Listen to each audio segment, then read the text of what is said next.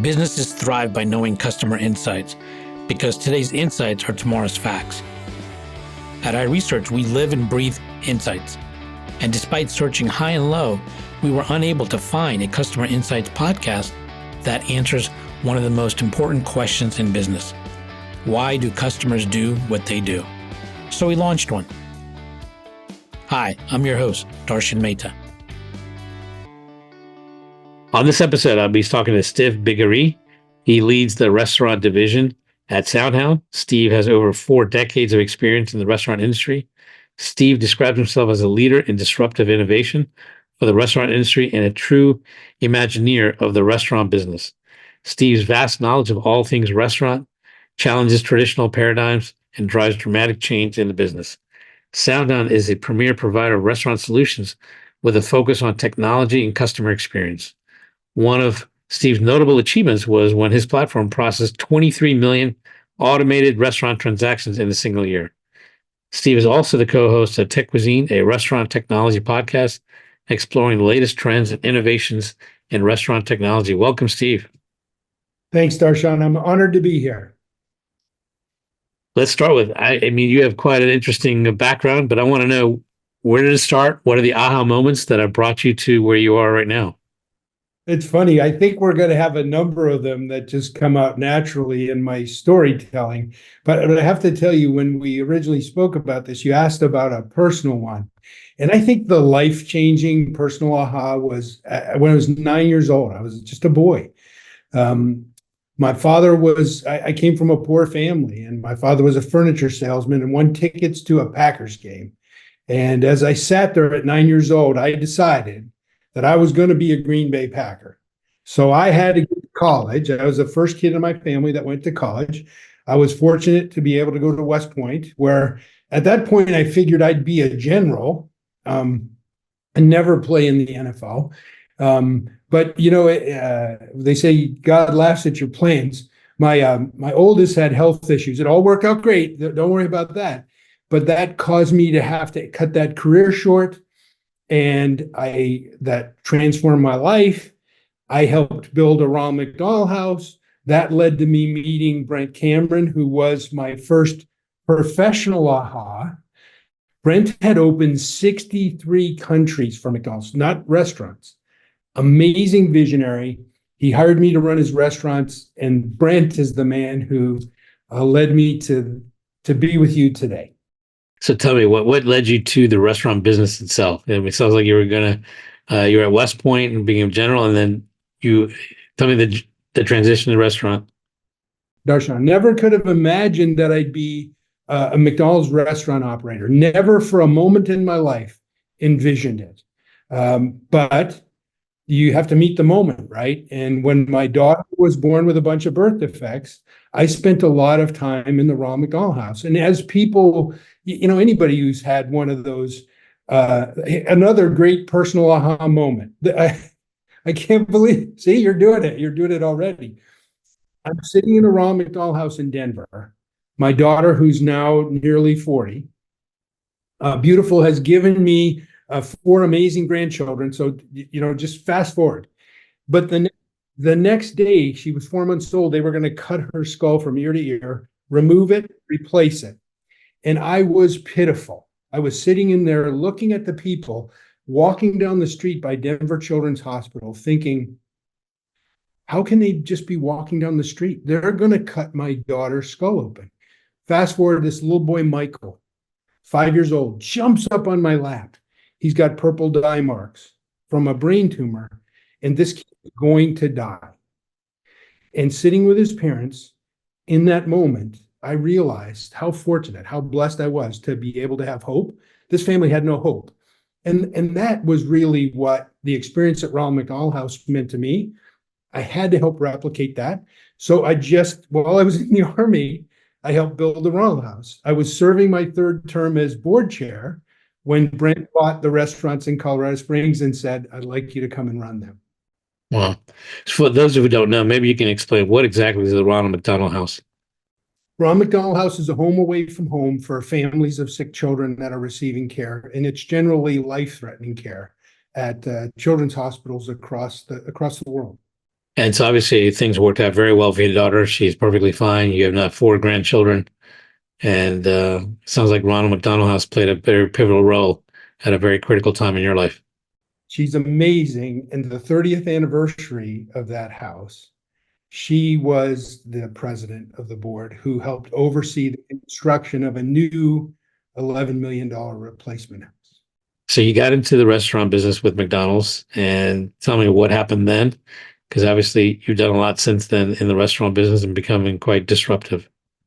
As a McDonald's operator, I was kind of foisted into that scenario because Brent was tragically killed climbing Maroon Belt, Colorado.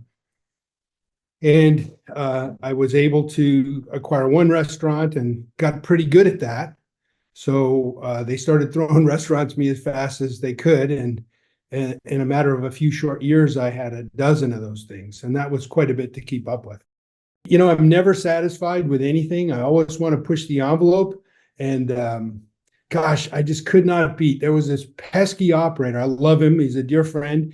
But there's a Chick-fil-A guy by the name of Rob Taylor. And I just could never beat Rob at anything. He had better food. He had better employees. I couldn't beat him. But the one area I could beat him in was drive-thru. So I ran to that. And that really helped create the multi-lane drive-thru, because in order to beat him, I had to think completely differently. I couldn't beat him using traditional means. And that's when I talk about disruption. That's a great example of that. So I'm standing there thinking, how am I going to beat this guy in anything? Well, the one thing I can do better than him is drive-thru. So I made it my passion. And I knew that drive-thrus hadn't changed since 1947 when Red Giant created the first one. They were really the same. And then in about 01, we transformed that and created multi-lane drive-thrus, which really disrupted everything. So before you did the multiple drive-thru, what were you doing different in the drive-thru, and how were you beating everybody else? What was different about your drive-thru? Yeah, I think operationally, we focused on it. It drove everything that we did, every decision that we made. Everything was about capacity. And then that causes you to, you'll hear a recurring theme. We listen to our guests, and then we remove the friction from their lives. And that makes our employees happy. That makes profitable operators a happy operator. So you put smiles on your guest faces, you're going to put smiles on your employees' faces, and then you're going to be a profitable operator, and that's a happy operator. It's funny, often I talk on this podcast, if you can do one of three things, your chance of being successful are quite good. And those three things are, can you save people time, money, or make it easier? And I suspect that you were doing all three of those things in your drive-thru. But there's one more thing. All three of those things in one more, if I could. All three plus one more. It's fun. Well, it's funny. I was going to say that there's a +1 to all of this, and that is if you can evoke an emotion, then you're talking about, not just a 3x, right? You're talking maybe 10, 12, 14x, you never know. And I think you just hit the nail on the head. And that is, you not only did that, but you added an emotion, and fun is something everybody likes. Yes. When did you realize this magic formula of making things simple, faster, cheaper, but not only that, you're evoking an emotion? Yeah, I think as it evolves, and it's fun because the yardstick you can always measure in drive-thru is cars. And so every day, if you think about gamification of your life and those around you, it's a very simple, fun game that you can play. Hey, how are we going to beat what we did yesterday? And if it's one car, it's something to celebrate. And so we did that one car at a time, and over a decade moved from 60 cars an hour to 374 cars an hour in a single lane drive-thru. Single lane, multi speakers, triple speakers. So what made you decide to go to multi-lane? I mean, what was the inspiration for that? I had to beat Rob. It's the only way I could beat Rob, man. When you say beat him, you're talking about having more capacity run through. I had to crush him. I had to crush him in capacity. I remember once standing out of my parking lot I had a 3x5 card in my hand, and I'm taking off cards that are leaving my window. And he comes over to me, he said, "What are you doing?" I said, "I'm counting cards. Who's busier?" And he said, "Well, I am." And he points to this long line that he's got wrapped around the building. I said, "Really? Do this for me. Every time a car leaves your window over there, give me a number. 1, 2, 3. So I'm keeping score for 5 minutes. And I go 1, 2, 3, 4. He goes 1, 5, 6, 7, 8. 2, 9, 10. And at the end of the hour, I had 360 car capacity and he had 60. So said, listen, friend, I've never deposited a line. I deposit what comes out of the car, and that's money. That's funny. I can just imagine the conversations the two of you have. Still, I love him like a brother today. You know, they say iron sharpens iron, man, and he made me better. That's nice. It's nice. It's good to have someone like that, right? You know, that pushes the envelope. So it's funny. I just recently opened a restaurant in Bangkok here. I told my team we exist for two reasons. One is to delight, and the other is we need to evoke an emotion. And so with every dish we're doing in the restaurant, I'm trying to get to wow, if we can. And the reason is, Darshan, people remember how you make them feel, and you'll be very successful with that. yeah, because ultimately, I think nowadays people are no longer buying products; they're buying experiences, right? And that's what's Yeah, is setting things apart. And I know if I can evoke an emotion, one of the first things they're going to do is want to share it, and that's ultimately what you're trying to strive for. that's right. So tell me the next progression, because you have quite a journey here. So we did the multi-lane drive-through, and then what was the next challenge you had on your radar? Well, I think the big thing was to do that, I needed a call center. So I became a call center operator. And it was in '07, right after we had broke the drive-through world record, which stood for 14 years until, of course, Chick-fil-A beat it. And now they crush it every day. But I Don't tell me would that was say Rob. Was that Rob? it was Rob. Rob helped them to create the system that did that. Many operators beat it today. It's it's very rewarding to watch that happen. But I sat and did the math and realized that in order to scale this at McDonald's, I would need 70,000 agents whom I could pay to work 3 to 4 hours a day at a minimum wage job. And I knew I didn't want to be that guy. And it was then that I knew that I had to get involved in AI. I was ready for that then. And that really brings me to the coolest aha moment I think I had in my life. And that's when I met my new boss, Kayvon Mahajer. Now, remember, I ain't had a boss since Brent before 2000. Okay. And so I go to meet with Kayvon, who is absolute brilliance. Okay. He started Soundhound. It's funny because our journey started in roughly the same year. In 2001, when I did the first multi-lane call center enabled drive-through, Kayvon was in the dorm at Stanford building Soundhound. And he knew that AI would transform everything. So as I sat and listened to his story and watched the parallels over the next 20 plus years, I realized that at these inflection points, we were both realizing the same thing. And then in 2020, both of us realized the key to everything AI in the future was drive-through. Because if you can solve for drive-through, everything else is child's play. Travel, hospitality, retail, you name it. Drive-through is the toughest environment on earth. So as I sit there and spoke with him, he was like, so remember, I'm thinking, man, this guy, PhD, Stanford, machine learning, robotics, built his company out of a dorm, absolute brilliance, right? So I'm thinking, this is the smartest man I've ever met. And I said, listen, friend, your journey is brilliance. Mine is brute force. I just run things over. And he said something profound to me that changed my life. He said, Steve, I believe if we bring these two companies together, 1+1 will equal 200. And I'm telling you, the only thing he got wrong was it's not big enough. It's probably more like 1,000. And I think it's because it has all those ingredients, all the things you were talking about, plus fun, plus breakthrough technology. What my company, Synq3, brought to the occasion was the highest density of marquee restaurant brands ever assembled. 10,000 restaurants actively taking AI orders, more than 100 million successful AI orders. And what Kayvon brought was 20 years of excellence, of technological brilliance, products that will blow your mind and change the world. And when you put those two things together, magic happens. So give me an example in detail, exactly what you did at Synq3 what was Soundhound doing? And now what are you guys doing now that you're part of Soundhound? That's different. Let me try to frame that in friction elimination. Okay. So the best example I have of that is what we're doing in the drive-thru. So let's unpack drive-thru a little bit. When you talk about what voice AI can do, drive-thru is the harshest environment in the universe. So you have high noise, multiple speakers, kids hollering from the back seat, and accents. And those three things make it very complex for AI to solve anything. You don't have those in any other use case. So once you can figure that out in drive-thru, which is in itself a complex and sophisticated transaction, then you can extend that into everything.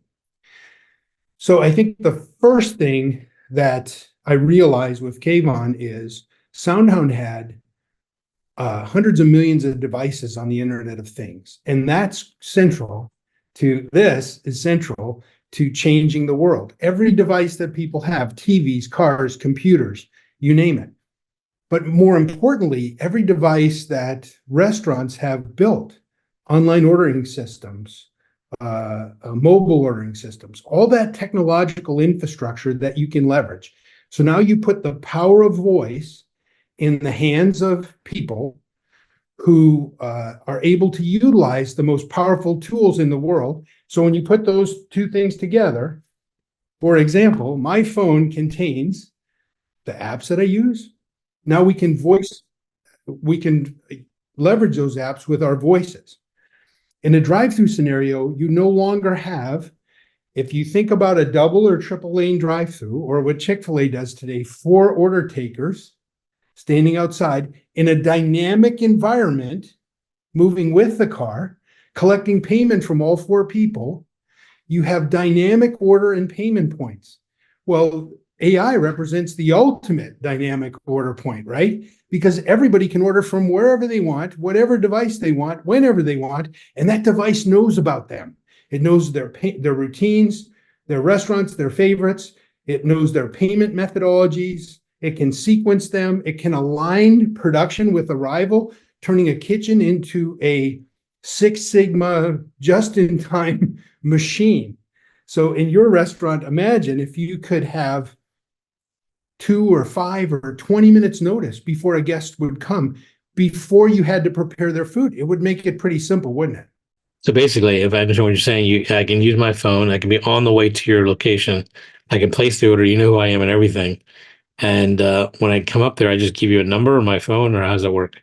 It's entirely up to you. See, that's the other great part that makes it fun. It's entirely up to the guest. How do you want to do it, Darshan?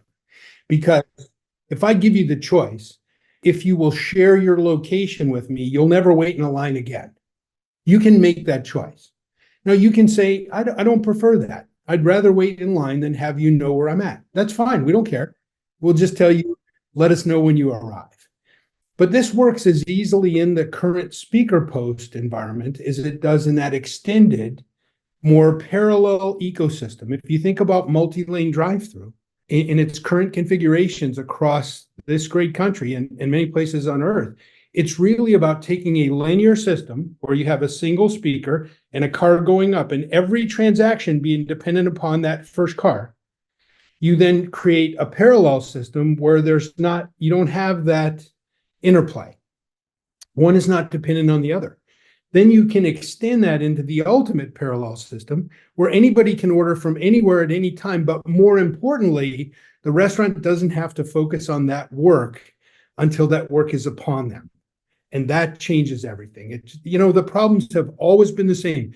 In my lifetime in restaurants, it's always about staffing, training, costs. It never changes. It's Groundhog Day for the better part of 40 years, okay? This addresses all those things in a variety of ways, which we can unpack if you'd like. I can imagine that COVID was nothing but a major boost to what you're talking about doing. Yeah, well, COVID was it pushed a lot of great brands over the AI. There's a lot of fear and trepidation about AI, and rightfully so. I believe the ethical use of AI is a top priority. But remember, at Soundhound, we're never going to take over the world. We're just going to get you lunch better, cheaper, faster, and friendlier. That's it. Okay. So you don't have to worry about us doing any of the other stuff. But we do have to protect your data and be very meaningful and thoughtful about how we protect you and how we deploy this, because it's not good enough to just make your life better. We have to keep you safe and protected. So we're very focused on those things. And when you hear about the other products in the portfolio, you see that they all fit in this ecosystem of making everything better, cheaper, faster, and more fun. So tell me about this ecosystem a little bit. What's the rest of the ecosystem? So I think the first thing, the cornerstone of drive-thru, and that's my focus today, but we can talk about full service restaurants too, if you like. Let me just quickly run through drive-thru, and then we can talk about the implications of that on full service, because I think that's what you're interested in for your restaurant. So if you think about drive-thru, the first product is dynamic interactions, and that's really, it eliminates turn taking. If you think about how you interact with bots today, the big frustration is turn taking. So what dynamic interaction does is it simply listens to everything that you have to say, and it only takes action on those things that are order intense. So it's about 3 times as fast as traditional AI ordering, which is typically faster than human ordering. So, and it also presents visual cues to the person placing the order through the drive-through speaker, through the phone, whatever device you're using. So it makes it easier, more accurate. It's a wonderful environment. Can you give me an example of that? If I was on my phone, give me an example of what you're saying. I'll tell you what, I'll do one better. I'll send your viewers a link. My alma mater, McDonald's, did this wonderful video on their AI system, which is breathtakingly good. They posted it on X a couple of weeks ago, and I took that same exact McDonald's transaction, and I did it through dynamic interactions. And you'll see that we do a 52-second transaction in 20 seconds, and you'll be able to post that on your site so people can watch it, because explaining it would take me an hour. But when you watch it, you go, the first thing you'll say is, I could have thought of that, because it's brilliant. So dynamic interaction is the cornerstone of the order taking process. But now you have employees. Some employees are very new. So we have a product called Employee Assist that takes the entire, leveraging large language models and GAI, it leverages those really powerful tools to make that first day employee the most experienced person you have. They have all the knowledge of the brand at their disposal. Please, if you don't mind, give me an example. A guest comes up to the person taking the order in the drive-thru. It can operate in 2 different ways. They say, what's on this new sandwich? It tells them in their ear. The sandwich consists of this, this, this, and this. And it can show them on their display. So they can say, the sandwich has this on it. So they don't have to wonder what it is. They know, okay, I'd like one of those. Well, the AI can place that order for them. It can recommend upsells. So you can have a personal experience. You don't even know that the AI is doing that. But simultaneously, that individual doesn't have to learn how to input on the point of sale, because they're inputting with their lips. And more importantly, everybody in the front of the house, back of the house has access to the entire database of that brand's information to make them smarter. And this is the other thing I think people misunderstand about AI. It augments humans. It makes humans better. I like to call it the Alfred to your Batman. That employee can focus in on the guest because we remove the mundane from them. We remove the repetitious from them, and it allows them more time to spend with the guest and putting smiles on their faces. And then finally, we have a smart answer product that is really more about phone answering, that can be used by any business, anywhere, anytime, big, little, SMB, enterprise, doesn't matter. And again, it uses LLMs and generative AI, plus all the data no hallucinations, all the data the brand wants to put forward to comprehensively answer a phone and get guests exactly where they want to go without going through complicated phone trees. So there's just a host, and there are many more, many more. And we have the most genius engineers that you could ever imagine. And many of those, like me, came from the restaurant business. So they understand these challenges that guests face. What are three things you're seeing now in the restaurant industry that you think are going to really reshape things moving forward? Well, clearly the same three things exist, right? Staffing, training, and cost. That those don't change. That will really help. That's being accelerated and exacerbated by laws that are changing that require brands to pay more for people. So they're less able to get staff. So people talk about AI replacing staff. You can't replace somebody that isn't there. They don't have enough staff to open the restaurants in many cases. So it supplements that. I think that some of the laws that are changing will accelerate that. Certainly the multilingual and global aspects of that will accelerate that.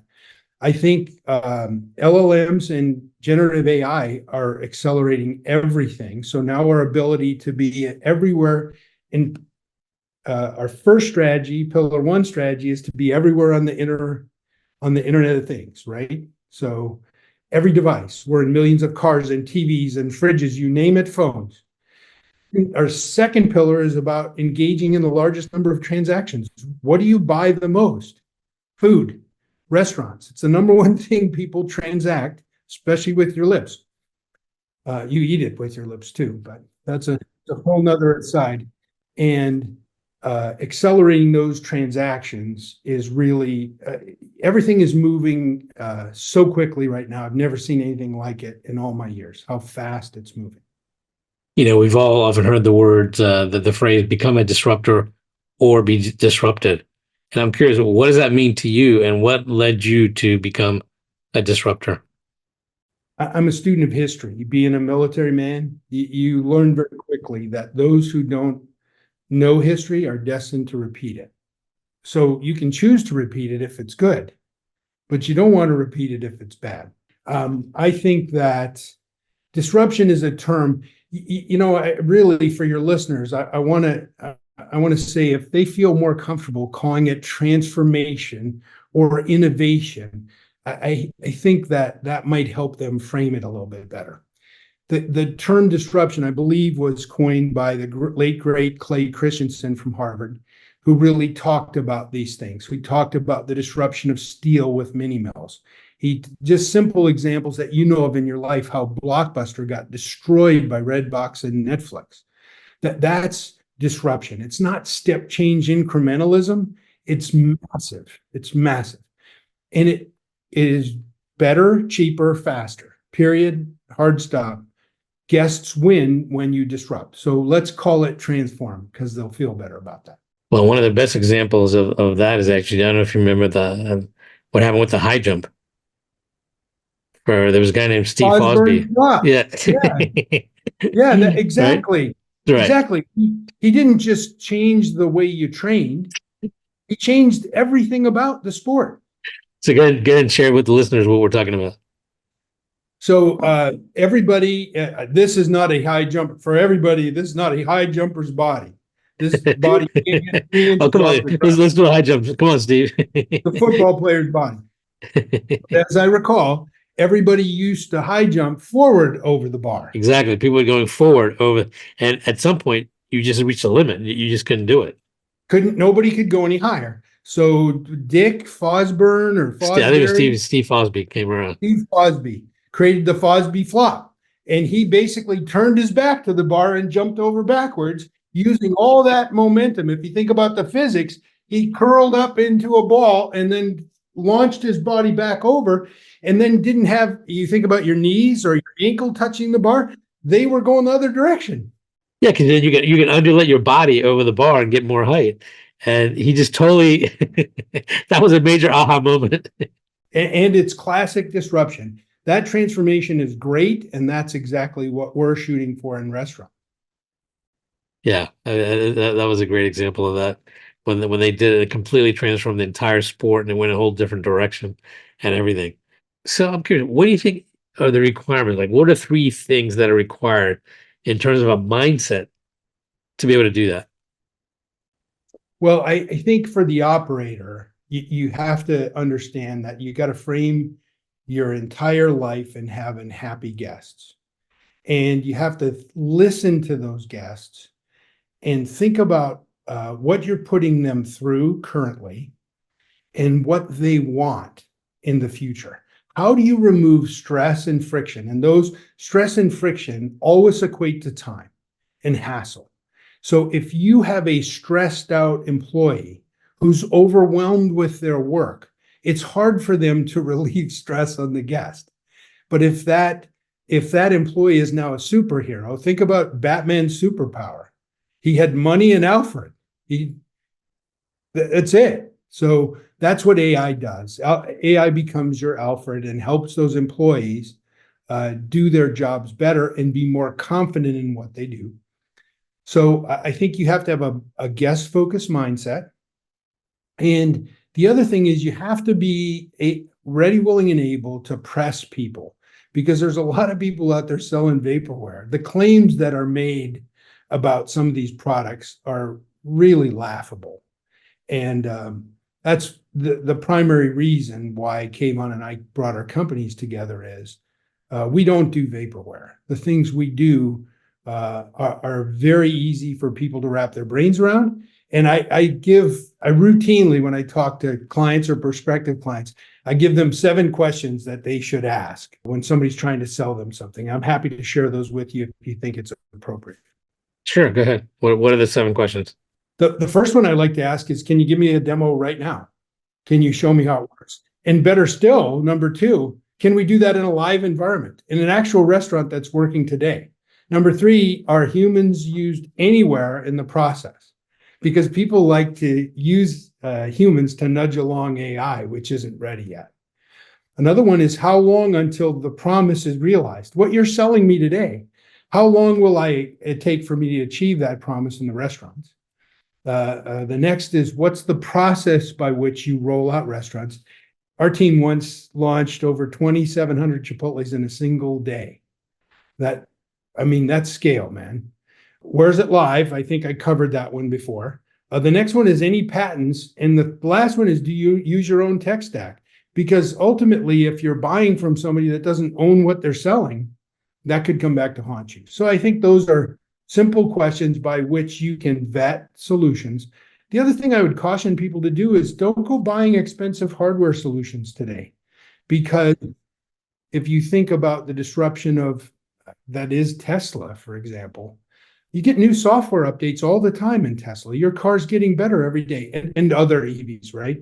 You don't need to keep buying new hardware. The car gets better every time you drive it. So before you go run off and buy an expensive piece of hardware, I'd call us at Soundhound, because I think we can find a way that you can integrate with your existing hardware and solutions rather than buying a bunch of new stuff. So tell me, what's on the horizon for you? What areas or new technologies are you finding curious and of interest to you that you want to explore more? For me, I'm just an old restaurant guy. I'm an old hamburger guy, man. So I'm like a kid in a candy store. The last few weeks, I've been driving around, flying around, visiting. I have the greatest clients in the world. Just pinch me. Restaurant clients that are absolutely the cutting edge thinkers of everybody you'd ever meet. And I've been able to fly around and visit with them and listen to their needs, wants, and desires, and then share with them all these cool tools that we have. And the excitement, the enthusiasm is unbelievable. Now, for me, the biggest aha that I've had, I'll never forget. I was at a board meeting last week, and Larry, one of our board members, afterwards, we were having a beer, and he asked me a question about one of our products, about the Smart Answer product. And it's one of those things where 2 days later, Saturday night at 2:00 in the morning, I shot up in bed and thought, my God, this is, and I'm not going to say what it is, this is going to change everything. It changes everything. But I had to run to the Remarkable and write everything down, because that's how my brain works. I have to dump it out. And I got pages and pages and pages. And the epiphany or the aha, I think that was most telling to me was that this will touch everything in your life. This, what we're doing in drive-thru in restaurants today, in fast time, in the next year or two, you will start to see it appear in every aspect of your life, in retail, hotels, hospitality, travel, everything, because once we crack the code on drive-thru, and we have cracked the code on drive-thru, it's not coming, it's here. The tipping point is, we're past it. Now everything goes much more quickly. And that gets further accelerated by Gen AI and large language models. It's an exciting time. It's a very exciting time. So if you could have lunch or dinner with anyone in AI or the restaurant industry, who would it be and why? It's funny that you say that, because my entire career, I feel like I'm having lunch right now with somebody. My entire career, every year, I make it a point to go and visit someone. I have a 100% close rate. I call a stranger and say, I've heard that you're great at this. This is what I'd like to learn from you. So I have a regular practice of doing that. I don't kiss and tell. I will tell you that conversation with Larry was one of those. This conversation with you was one of those. And I'll have many more. The one with Kayvon was life-changing, but I will have many more. And I don't have any regrets. I think that I've been so fortunate that I get to talk to everybody that I want to talk to, and I learned from every single one of them. That's great. Well, I want to thank you. It's been a pleasure talking to you, Steve, and I look forward to what you're going to do to the world of drive-thru and make my life easier, faster, and more fun.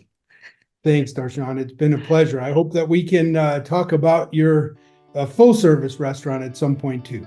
Sure. Sounds great. All right. Thanks again. Bye-bye. Getting to AHA was brought to you by iResearch. To find out more about us, head to iResearch.com and make sure to search for Getting to AHA in Apple Podcasts, Spotify, and anywhere else podcasts are found. And don't forget to click follow to ensure you don't miss any future episodes. Thank you for listening.